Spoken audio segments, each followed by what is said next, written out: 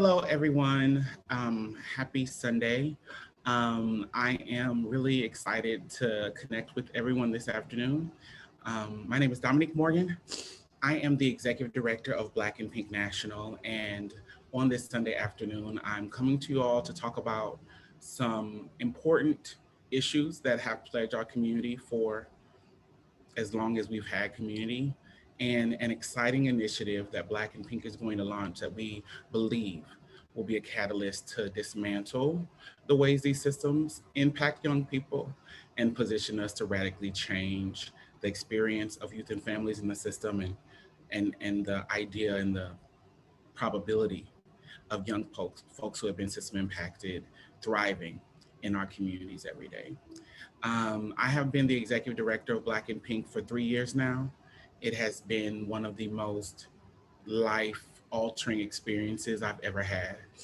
Working with our chapters all across the country, being able to engage daily in solidarity efforts with our inside members, nearly 20,000 strong all across the US, working in partnership, thought leadership with our national staff that we are, as of tomorrow, March 1st, will be 17 Black and Pink staff members that are working for Black and Pink National all across the US. It's been a privilege.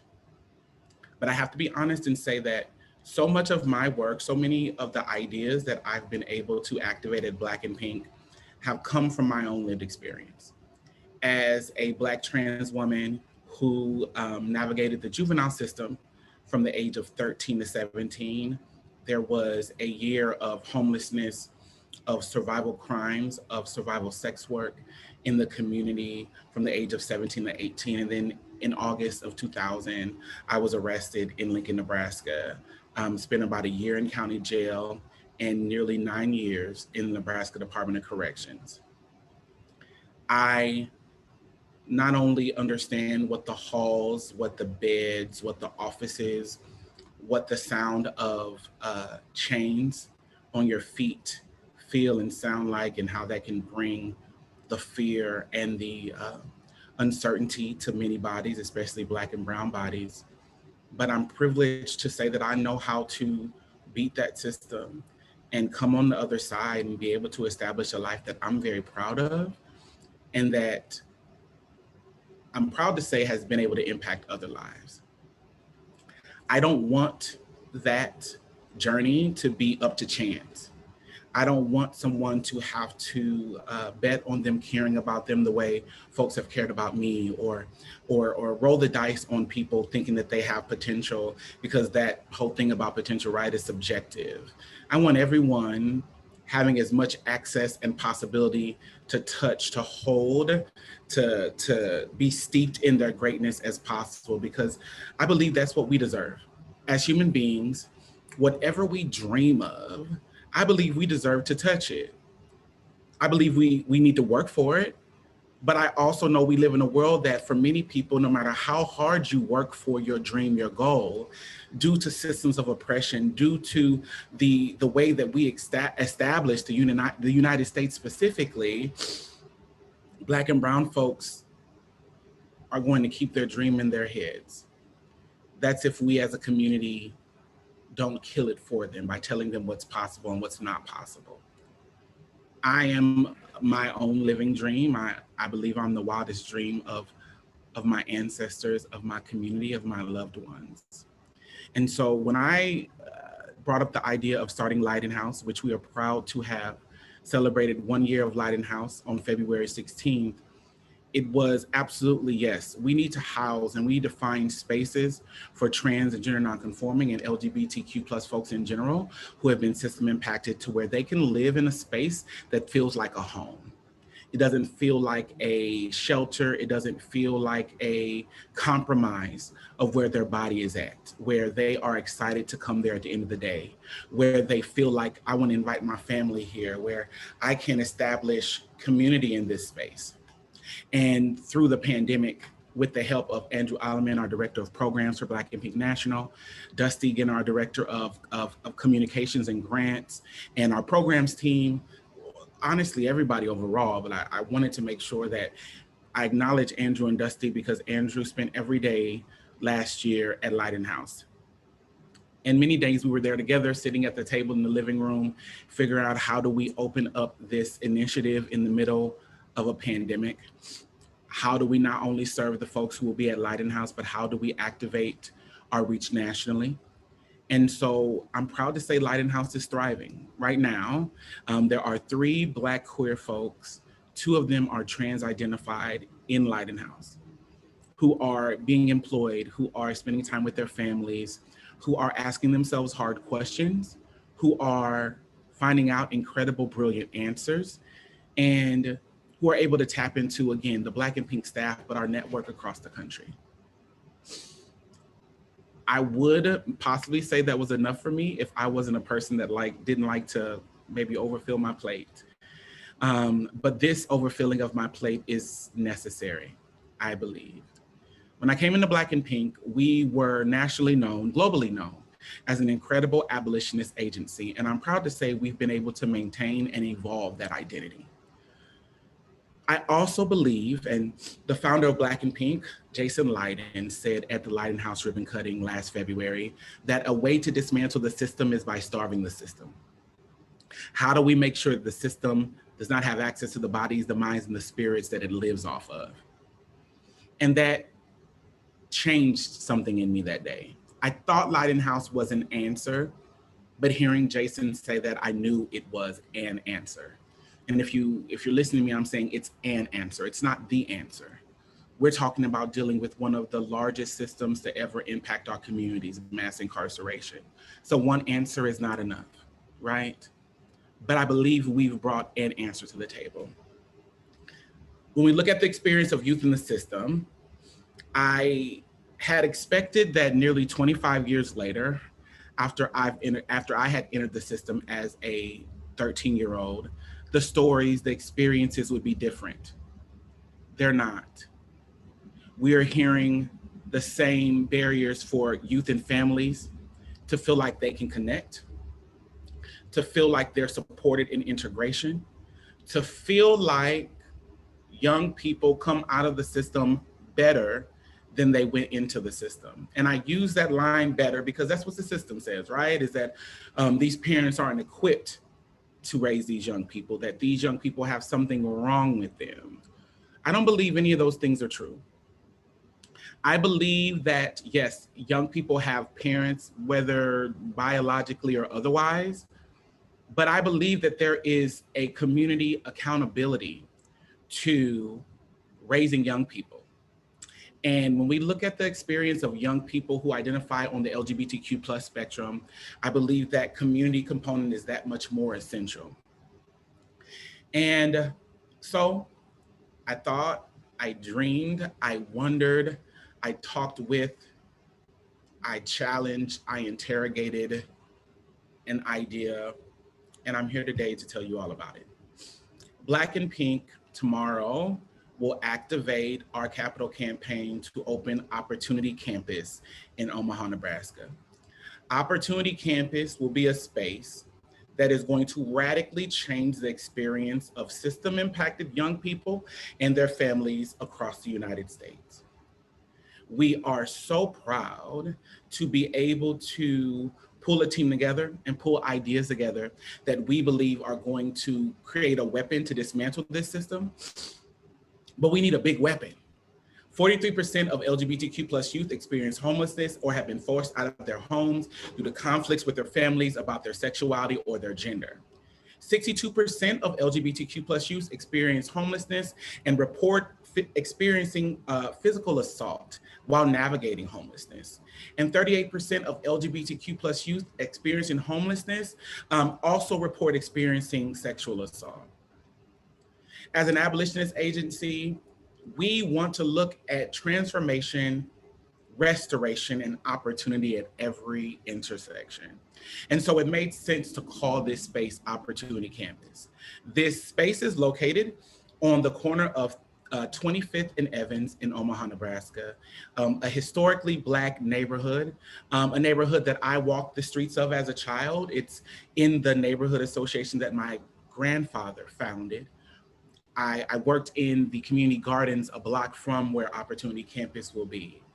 And this space will be able to support 10 system impacted young people who are in the age group of 19 or 24 with housing opportunities these beautiful housing spaces. And then we're going to be able to support 15 to 20 additional system impacted youth and adults and their families through our other wraparound services on the early end of our programming. What also excites me about this space for Opportunity Campus is that we will have the housing component that is going to be able to drastically expand what we're able to do in supporting young people.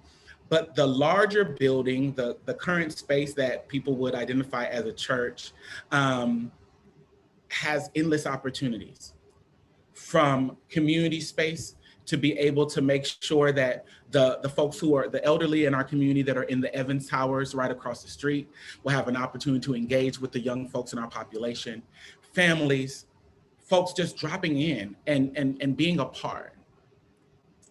In the experience of COVID last summer, so many folks at one of the darkest parts of that experience, they needed community. What I can say about the LGBTQ plus experience, even adults, even the adults who, we have the most access, it's our community that makes our life worth living, that makes our life exciting. We're so excited to be able to activate a space at Opportunity Campus where we can bring folks together just to bring them together. We also know that 56% of LGBTQ plus youth in foster care have spent time without stable housing because they felt safer in the street than at group homes or foster care, right? And so many folks who work in juvenile justice identify group homes and foster care as alternatives to detention. But what I believe is true, and what I've heard from so many young people, is that anything outside of a space you identify as your home is being placed in confinement. LGBTQ plus youth in foster care are also less likely than their non-LGBTQ plus peers to find a permanent home. We know that people who foster young people, who adopt young people, it's a beautiful way to show up as community. But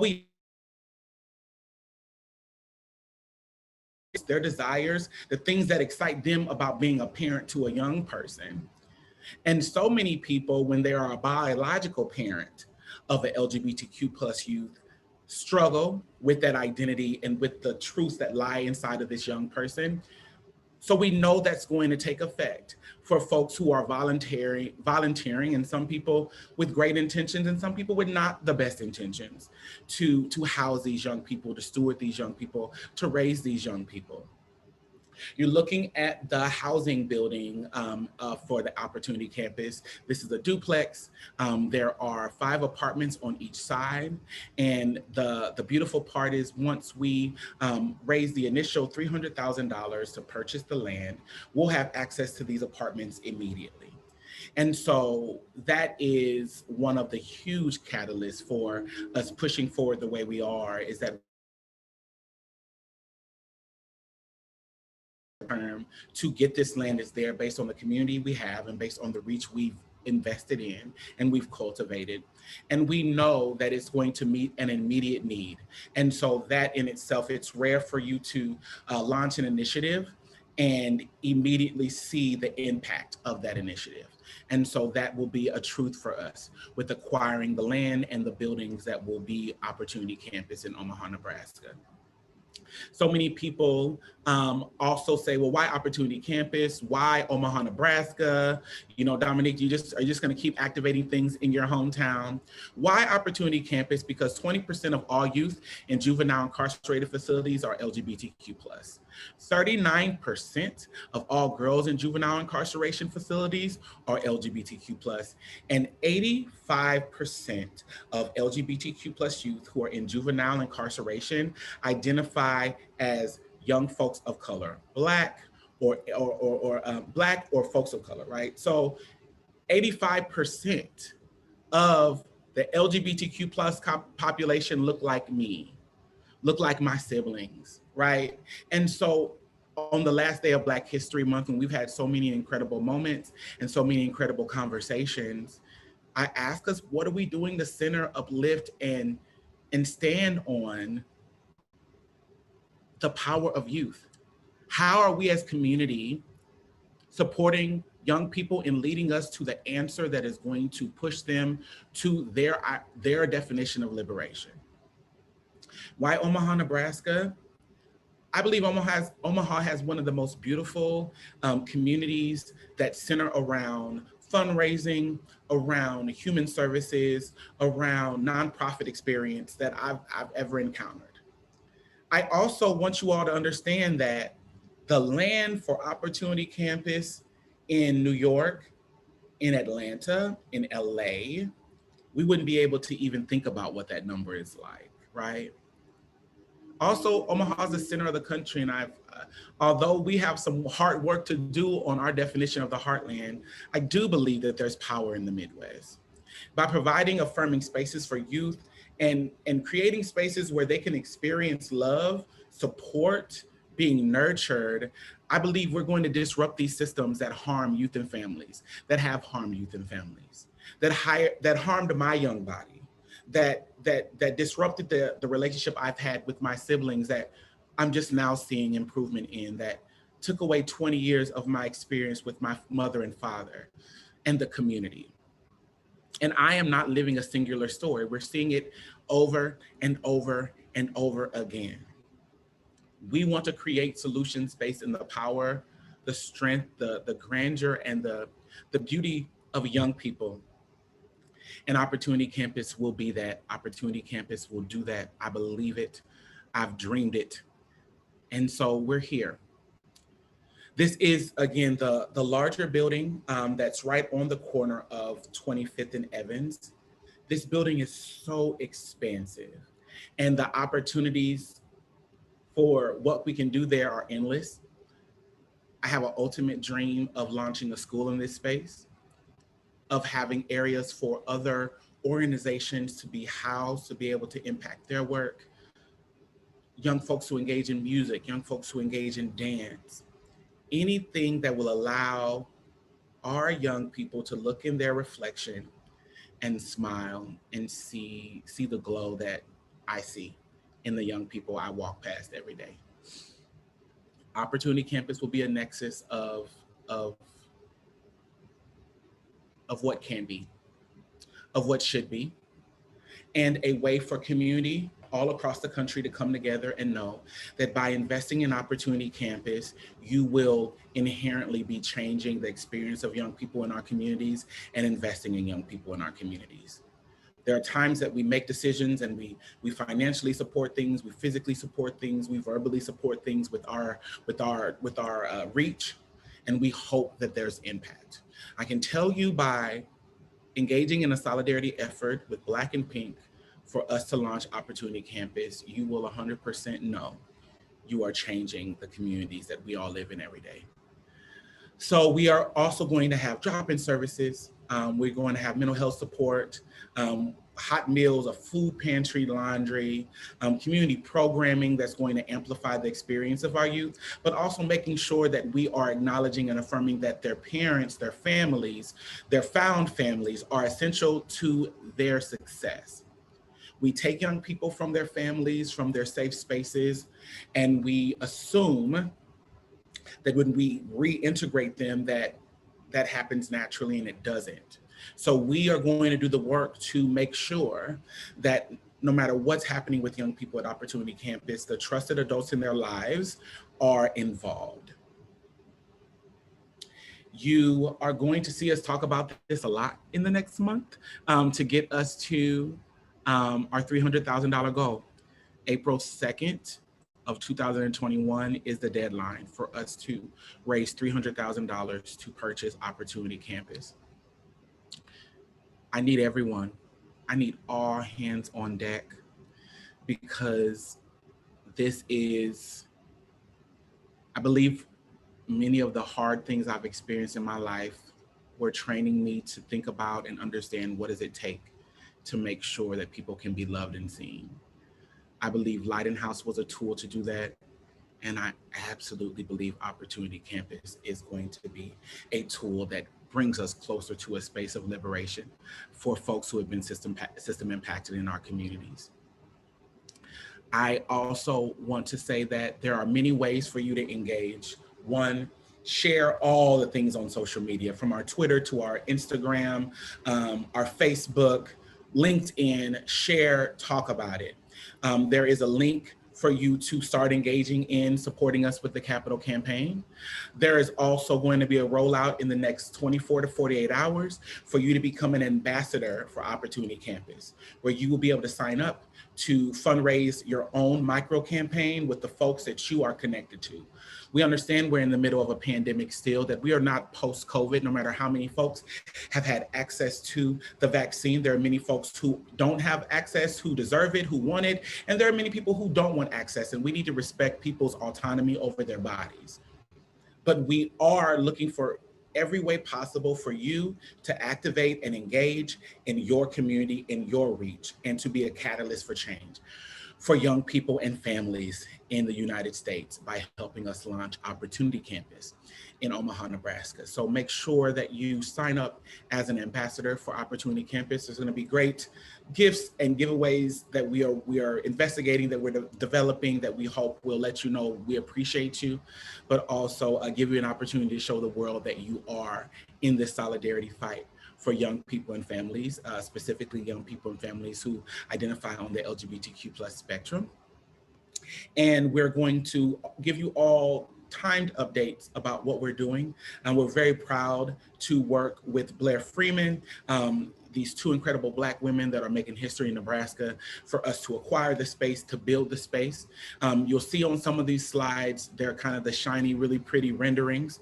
The $300,000 cost of Opportunity Campus is for us to acquire the space. There's about a $1.2 million price tag for us to, that would be inclusive of the 300 to acquire the space, and then to develop the sanctuary space where we would put our kitchen and our community-based spaces, and that will roll out in sections. Right now, we want to acquire the space because, as I said before, as soon as we get this building, as soon as we get this land, we'll be able to house 10 young people who we know are in dire need of those opportunities.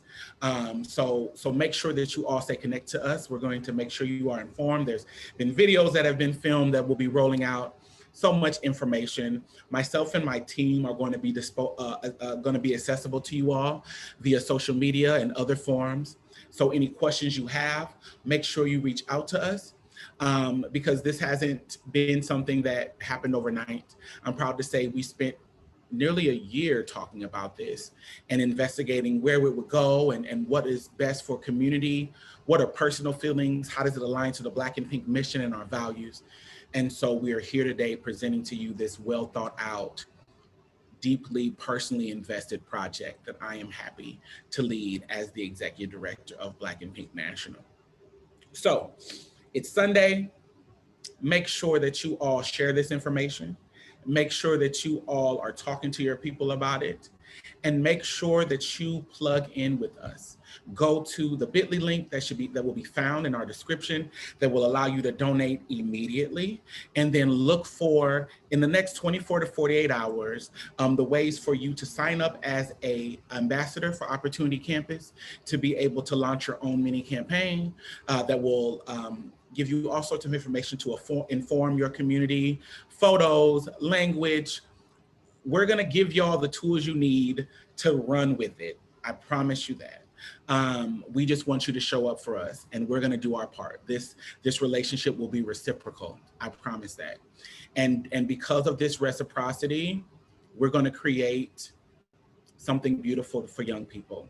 And I've done a lot of things in my life. I've done a lot of things in my career, but I've never been as excited as I am to enter into this project. And I'm so excited to do it with my team at National that are incredible. I would not be able to do what I do every day without my team at Black and Pink National. So thank you to all of the Black and Pink National staff, to our Black and Pink National Board of Directors for supporting me in my leadership, in my, at sometimes what seemed like zany ideas, but believing in my passion and my ingenuity and my innovation, to the funders who have already shown up for us, to the individuals who have independently supported us, to our Black and Pink chapters all across the country that do the work in the streets, in the cities, bringing opportunity, bringing answers, bringing tools of joy, of liberation to their individual communities. And to anyone who's ever shown up for Black and Pink in any way, I'm so thankful. Without that support, we would not be here on the last day of Black History Month in 2021, telling you about a project that we believe is going to change our entire country. Because of all those things, we are here. And I want you to stay here. And I want you to maintain not only how you've been here, but I'm asking you to amp it up. So go get your Red Bull, eat your Wheaties, do whatever you need to do, because we've got some work to do. And this work is going to change the experience of youth and families in our communities all over the United States. And that's the type of thing that lets you know that everything was worth it. So thank you for spending time with me on Sunday. I know there's things going on. Is the football still happening? I don't know. There's some. I'm sure there's sports something. No, the football thing was the anthem was a couple weeks. The football thing is done. I know there's sports things. There's dinners. There's family things. I'm just sleeping. I'm resting. So if you join me now, or if you're watching this another time, I just want to thank you for your time. And I'll be seeing you all soon, because this is life work for me. So thank you for supporting me and doing my life work as the executive director of Black and Pink. Thank you for joining me this afternoon, and thank you for supporting us, period. Have a great Sunday, and I will see you on the other side of this at Opportunity Campus.